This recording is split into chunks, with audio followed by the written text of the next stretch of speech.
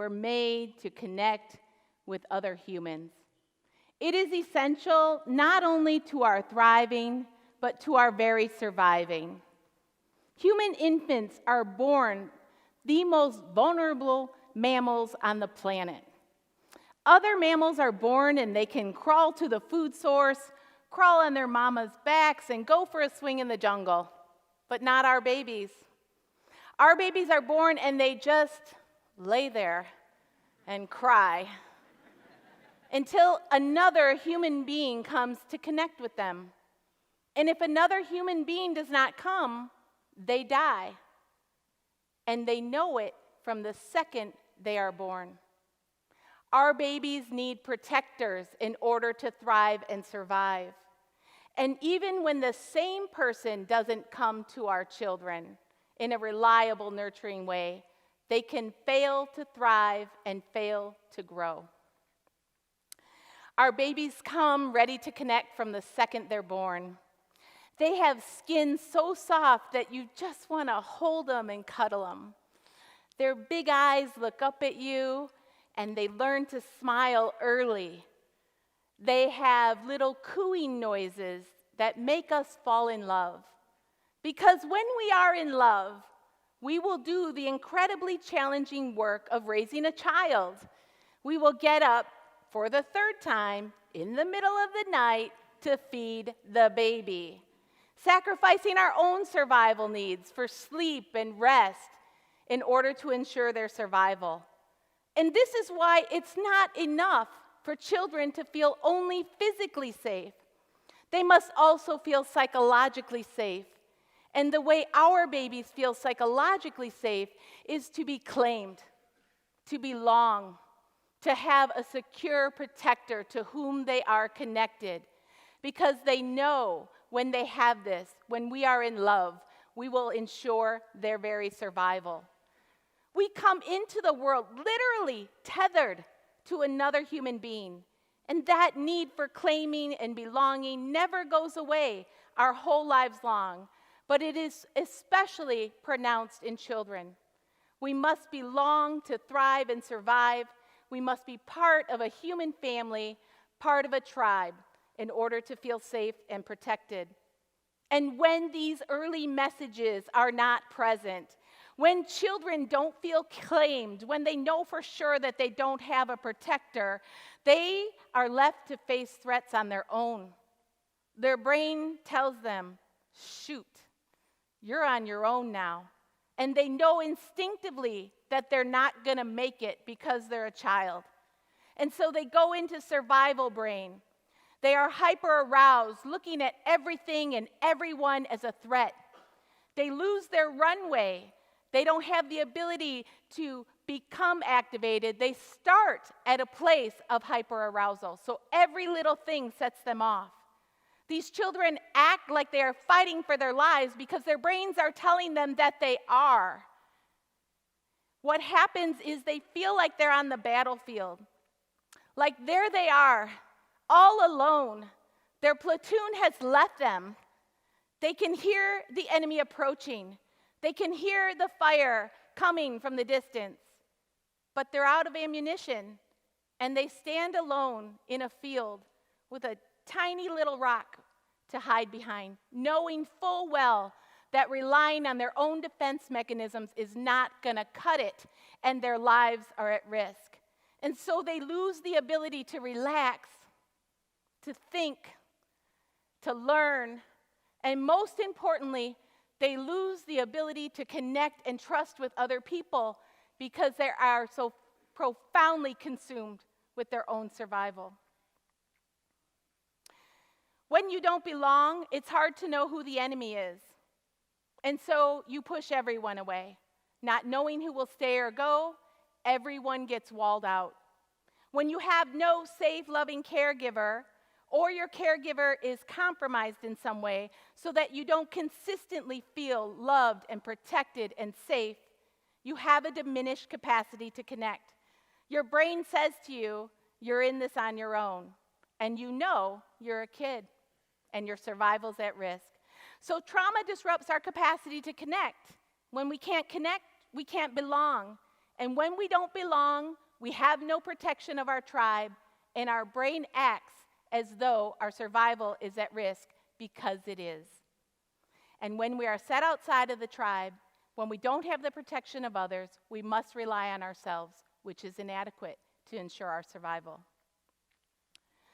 So why is belonging so important?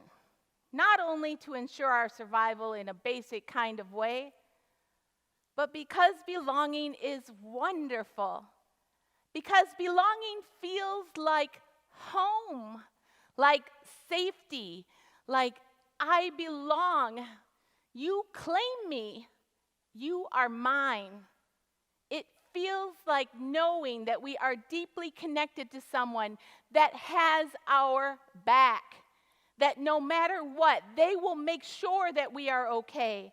And so we can relax.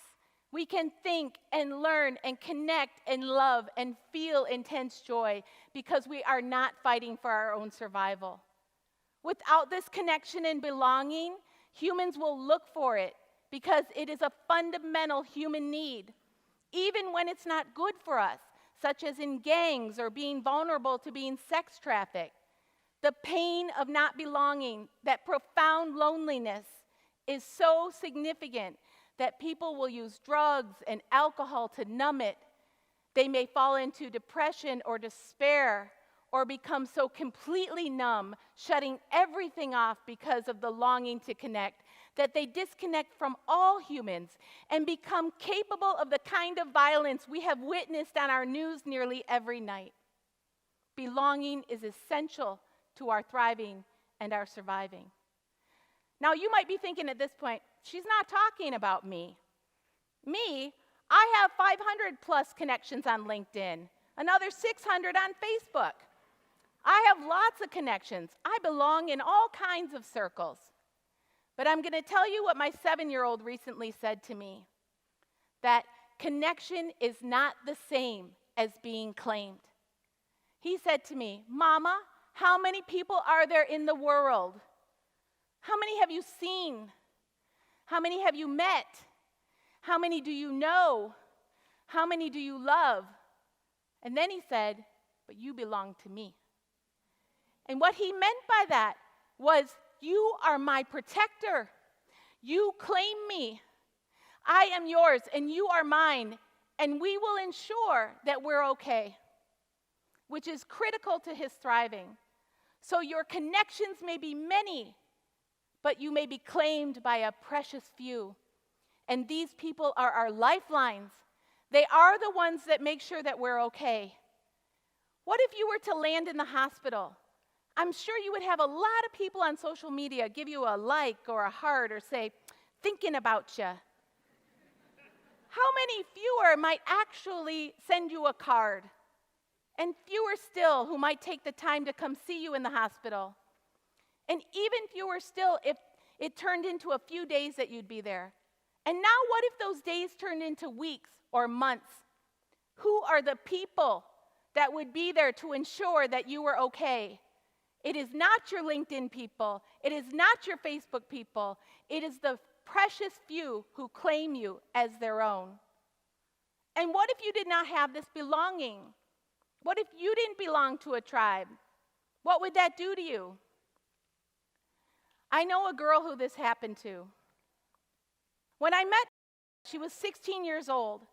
She had lived in 35 different placements in the previous 10 years, 13 last year alone.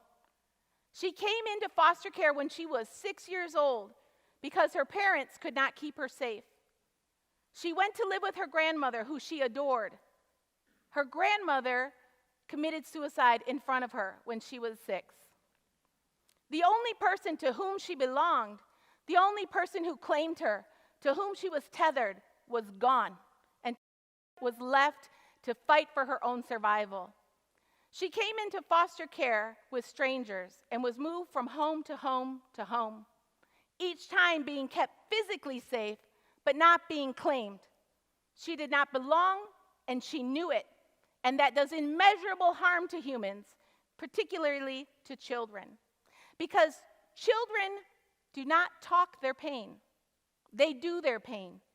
And frankly, most of you do your pain.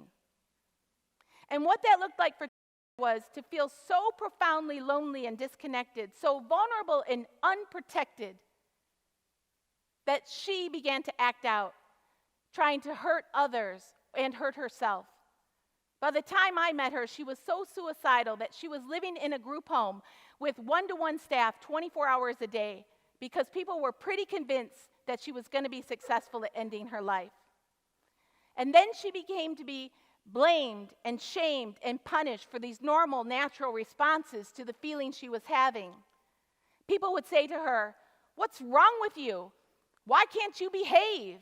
Not understanding that it is what happened to her, not what was wrong with her that was driving her pain-based behavior. And in fact, these behaviors were normal, natural responses to someone who thought their life was at risk, who wasn't claimed or belonged.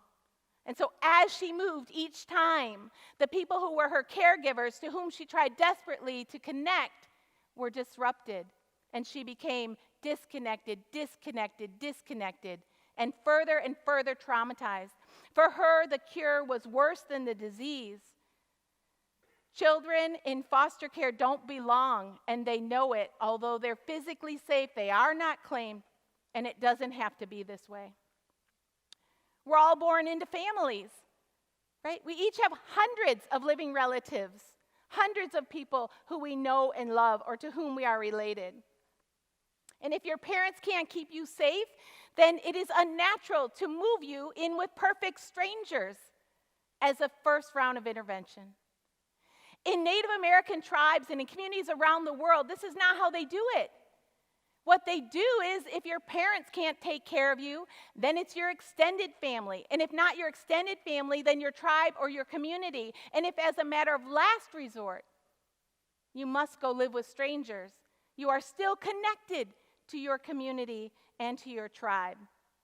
And you keep those connections because they represent protection.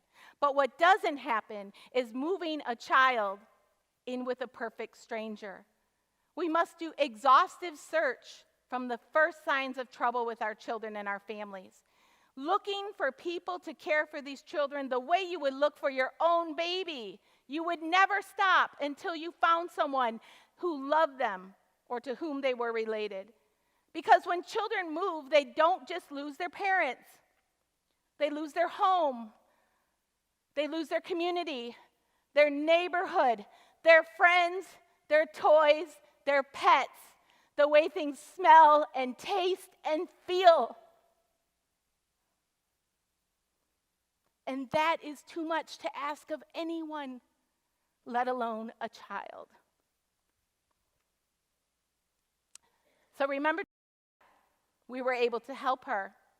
We found her people. As a matter of fact, we found 25 biological family members living within 7 miles of her who were licensed caregivers. They had lost her. She was taken, and although they tried to call the county and find her, they were not able to. They believed that she was adopted by a loving family. And after we found them, we came to tell about this great news. And she answered the door, bandaged her head and her hands. And it's because it was family night the night before at school. And everybody had somebody to show their art projects to or their accomplishments, but not. She had nobody. And the pain was too much. And so she began to act it out. And she was physically restrained by the adults, pinned down to the ground, thrust back into survival brain. But that wasn't new for her either. That had happened 1,000 times between the ages of 6 and 9 years old. But we came to tell her that that was over.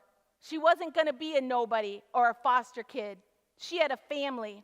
We had letters about how they had missed her and loved her, their memories of her when she was small.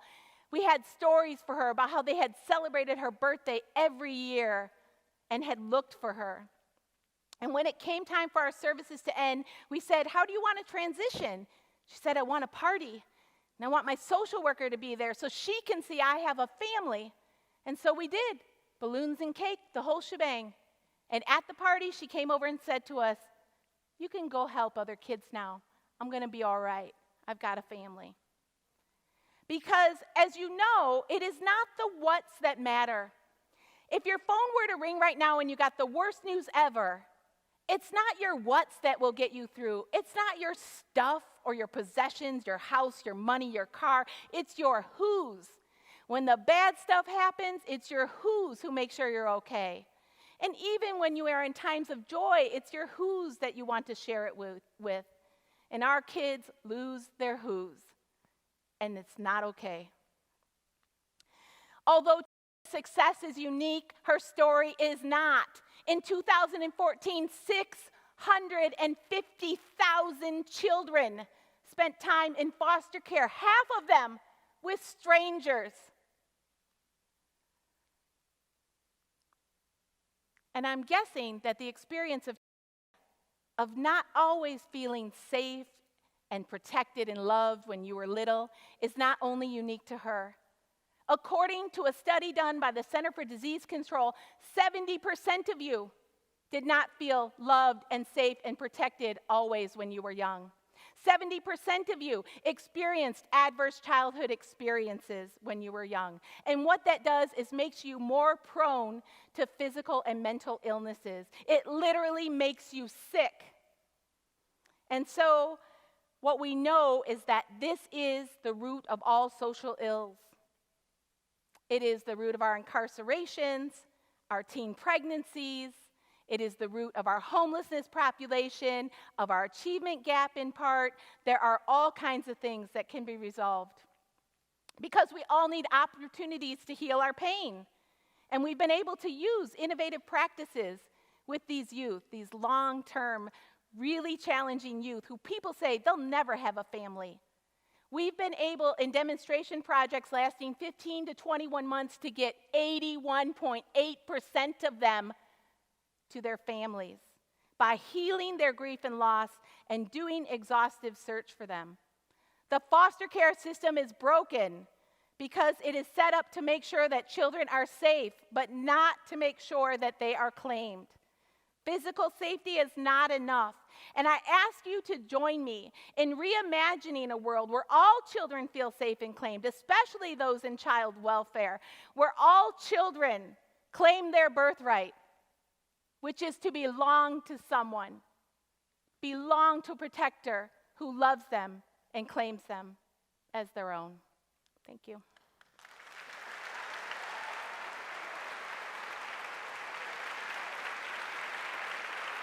Thanks.